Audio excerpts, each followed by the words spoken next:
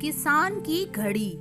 एक दिन की बात है, एक किसान अपने खेत के पास स्थित अनाज की कोठी में काम कर रहा था। काम के दौरान उसकी घड़ी कहीं खो गई। वह घड़ी उसके पिता द्वारा उसे उपहार में दी गई थी। इस कारण उससे उसका भावनात्मक लगाव था। उसने वह घड़ी ढूंढने की बहुत कोशिश की। कोठी का हर कोना छान मारा, लेकिन घड़ी नहीं मिली। हताश होकर वह कोठी से बाहर आ गया। वहां उसने देखा कि कुछ बच्चे खेल रहे हैं। उसने बच्चों को पास बुलाकर उन्हें अपने पिता की घड़ी खोजने का काम सौंपा। घड़ी ढूंढ निकालने वाले को इनाम देने की घोषणा भी की। इनाम के लालच में बच्चे तुरंत मान गए। कोठी के अंदर जाकर बच्चे घड़ी की खोज में लग गए। इधर उधर यहाँ वहाँ हर जगह खोजने पर भी घड़ी नहीं मिल पाई। बच्चे थक गए और उन्होंने हार मान ली। किसान ने अब घड़ी मिलने की आस खो दी। बच्चों के जाने के बाद वह कोठी में उदास बैठा था। तभी एक बच्चा वापस आया और किसान से बोला कि वह एक बार फिर से घड़ी ढूंढने की कोशिश करना चाहता था। किसान ने हामी भरी।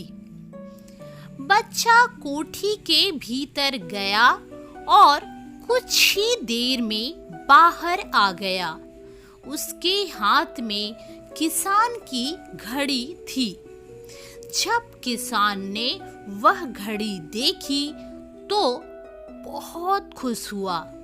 उसे आश्चर्य हुआ कि जिस घड़ी को ढूंढने में सब नाकामयाब रहे, उसे उस बच्चे ने कैसे ढूंढ निकाला।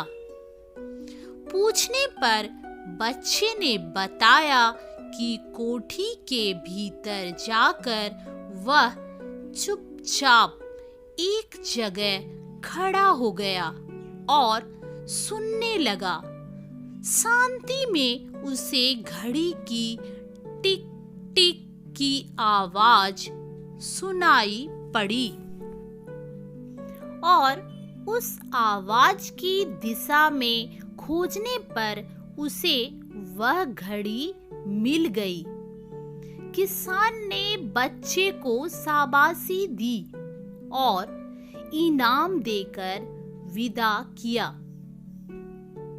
इस कहानी से हमें यह सीख मिलती है कि शांति हमारे मन और मस्तिष्क को एकाग्र करती है और यह एकाग्र मन स्थिति जीवन की दिशा निर्धारित करने में सहायक है।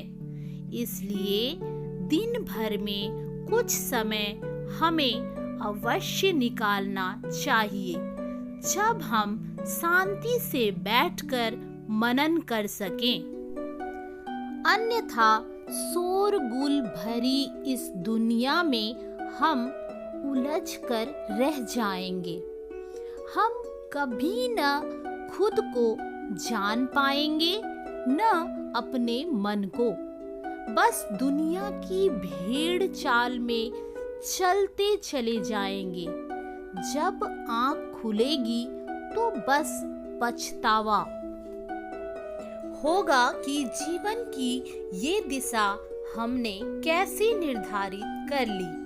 हम चाहते तो कुछ और थे, जबकि वास्तव में हमने तो वही किया जो दुनिया ने कहा। अपने मन की बात सुनने का तो हमने समय ही नहीं निकाला। कहानी सुनने के लिए धन्यवाद।